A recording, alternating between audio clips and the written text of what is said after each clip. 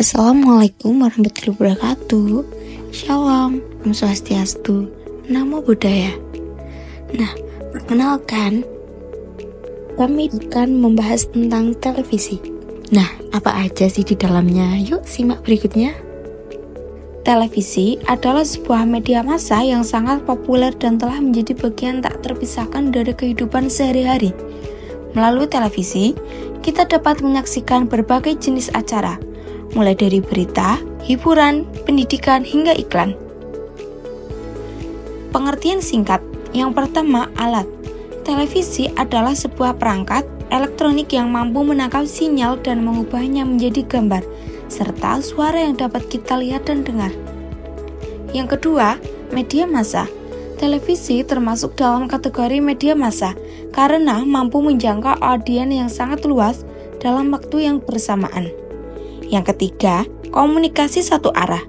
Biasanya, komunikasi melalui televisi bersifat satu arah. Produser acara mengirimkan kepada penonton. Namun, penonton tidak dapat memberikan balasan secara langsung. Fungsi utama televisi. Yang pertama, informasi. Televisi sering digunakan sebagai sumber informasi tentang berita terkini, acara dokumenter, dan konten edukatif lainnya. Yang kedua, salah satu fungsi utama televisi adalah sebagai sumber hiburan melalui sinetron, film, serial, dan acara varietas. Yang ketiga, pendidikan. Televisi dapat digunakan sebagai alat pembelajaran dengan menyiarkan materi pelajaran, kursus online, dan program edukatif lainnya. Dan yang keempat, sosialisasi. Televisi membantu meningkatkan kesadaran masyarakat tentang berbagai topik seperti lingkungan hidup, kesehatan, dan hak-hak manusia melalui kampanye dan program sosial. Kelebihan televisi. Yang pertama, jangkauan luas. Televisi dapat menjangkau audiens yang sangat luas, bahkan hingga ke daerah-daerah terpencil. Yang kedua, visual dan audio. Kombinasi gambar dan suara membuat pesan yang disampaikan menjadi lebih menarik dan mudah diingat. Yang ketiga, real time. Berita dan acara langsung ataupun itu live memungkinkan penonton menyaksikan peristiwa secara langsung. Kekurangan televisi. Yang pertama, konten negatif. Tidak semua konten televisi bersifat positif. Ada banyak acara yang mengandung kekerasan, seks, dan bahasa yang tidak pantas. Yang kedua, pasif. Penonton televisi cenderung lebih pasif dibandingkan pembaca buku atau pengguna internet. Yang ketiga, manipulasi. Informasi yang disampaikan melalui televisi dapat dimanipulasi untuk kepentingan tertentu. Nah, selanjutnya, perkembangan televisi. Dengan kemajuan teknologi, televisi terus mengalami perkembangan. Munculnya televisi digital, televisi berlangganan, dan layanan streaming seperti Netflix dan YouTube telah mengubah cara kita menonton televisi. Nah, cara media televisi beradaptasi dengan teknologi digital itu semakin maju. Media televisi dituntut untuk terus berinovasi agar tetap relevan dan mampu bersaing dengan platform digital lainnya. Berikut adalah beberapa cara media televisi beradaptasi dengan teknologi digital. Yang pertama, transisi ke digital.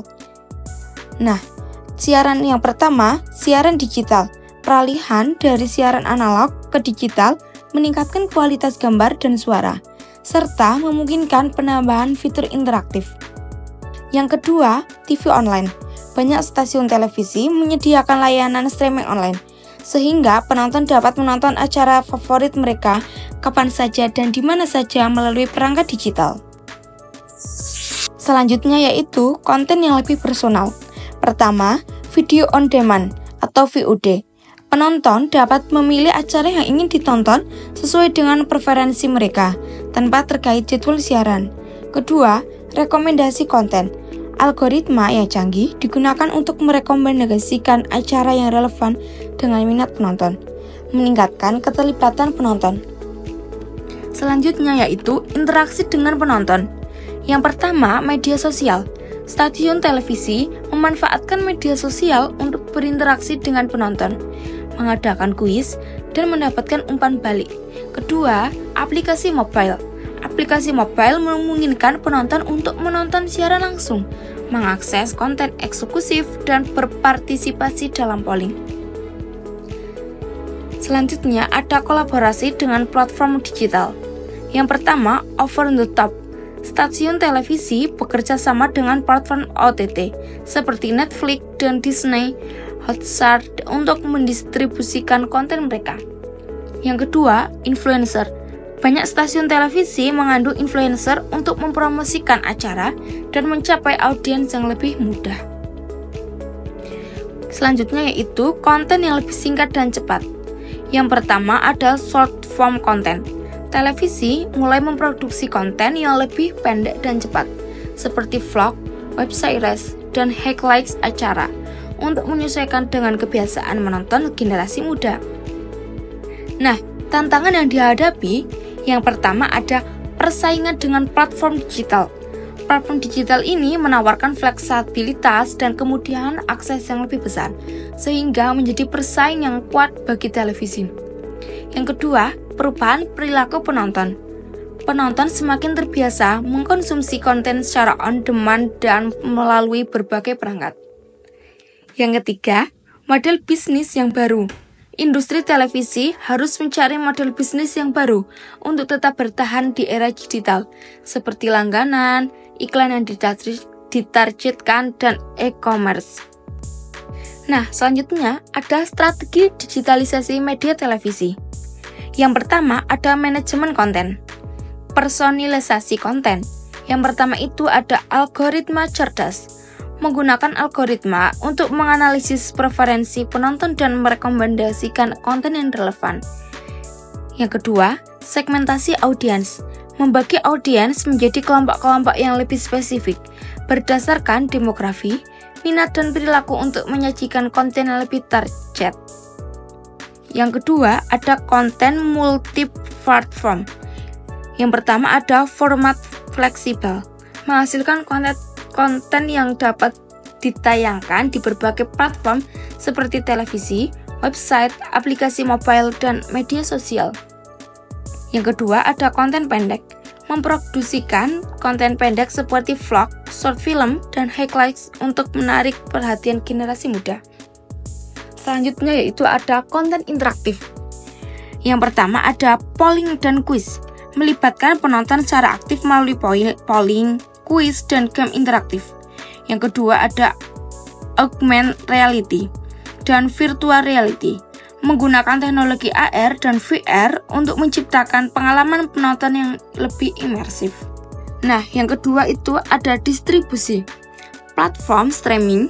Yang pertama ada OTT, menyediakan konten melalui platform OTT seperti Netflix, Disney, Hotstar, dan layanan streaming milik sendiri.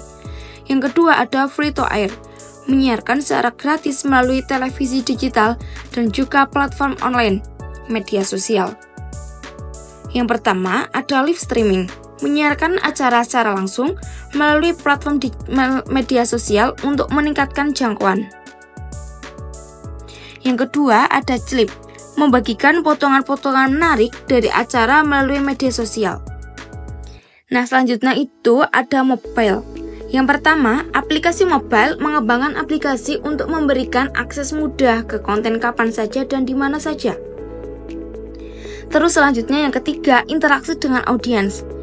Nah, interaksi dengan audiens ini ada media sosial. Yang pertama, komunitas online. Membangun komunitas online melalui media sosial untuk berinteraksi dengan penonton secara lebih dekat. Yang kedua, customer service, menggunakan media sosial untuk memberikan layanan pelanggan yang lebih cepat dan efisien. Selanjutnya ada data analytics. Nah, data ini yang pertama ada menganalisis perilaku penonton. Menggunakan data ini untuk memahami perilaku penonton dan mengoptimalkan strategi konten. Terus selanjutnya ada SEO creation. Yang pertama, melibatkan penonton.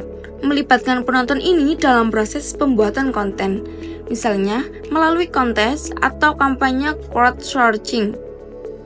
Nah, contoh implementasi ini, yang pertama ada Netflix, menerapkan algoritma yang sangat canggih untuk merekomendasikan konten kepada setiap pengguna serta menghasilkan konten original yang sangat populer.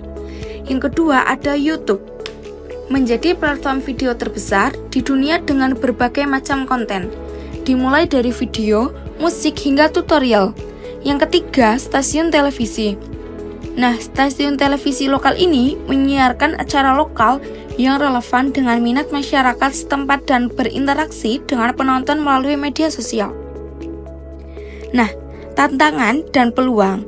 Yang pertama, tantangan persaingan ketat dengan platform digital, perubahan perilaku penonton, dan monetisasi konten. Yang kedua ada peluang. Nah, menjangkau audiens lebih luas, meningkatkan engagement, dan menciptakan pengalaman menonton yang lebih personal. Peluang media televisi di masa depan. Yang pertama, ada konten berkualitas tinggi dan spesifik. Yang pertama, niche market. Televisi dapat fokus pada konten-konten yang lebih spesifik dan berkualitas tinggi untuk menjangkau audiens niche yang memiliki minat yang sama. Yang kedua, produk sendiri. Memproduksi konten original yang tidak bisa ditemukan di platform lain, seperti dokumenter, mendalam, acara realitas unik, atau serial drama berkualitas tinggi. Nah, yang terakhir ada kolaborasi dengan kreatif.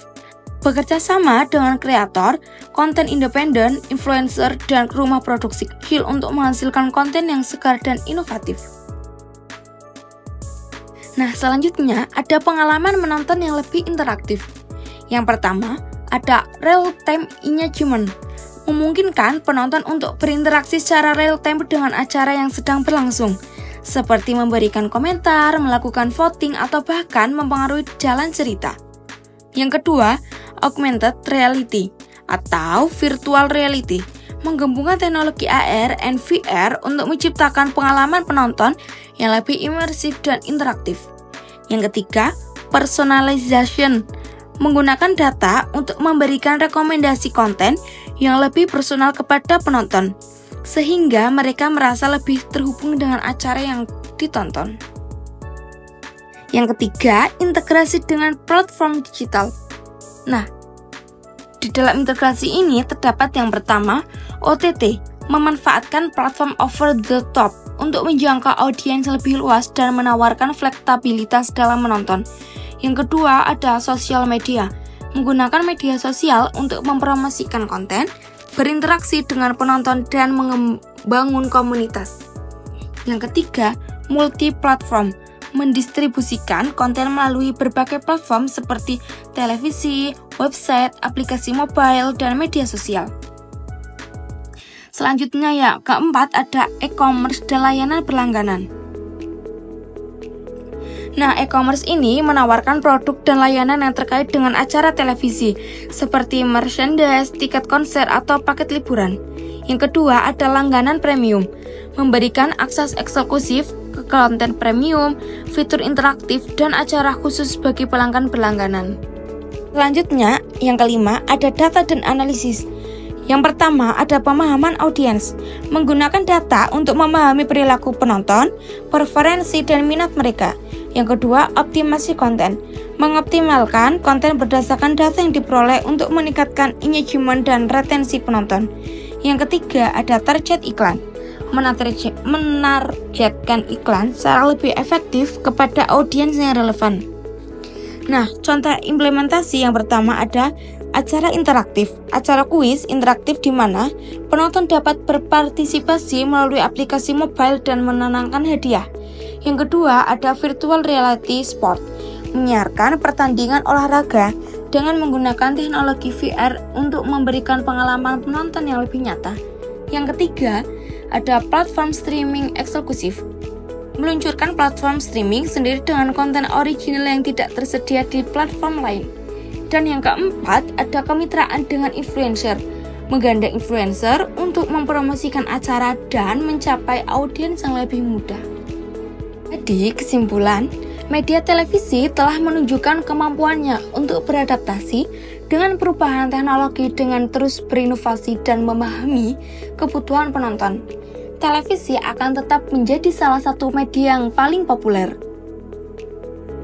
Digitalisasi media televisi merupakan suatu keharusan dalam era yang semakin terhubung Dengan menerapkan strategi yang tepat, media televisi dapat tetap relevan dan terus berkembang.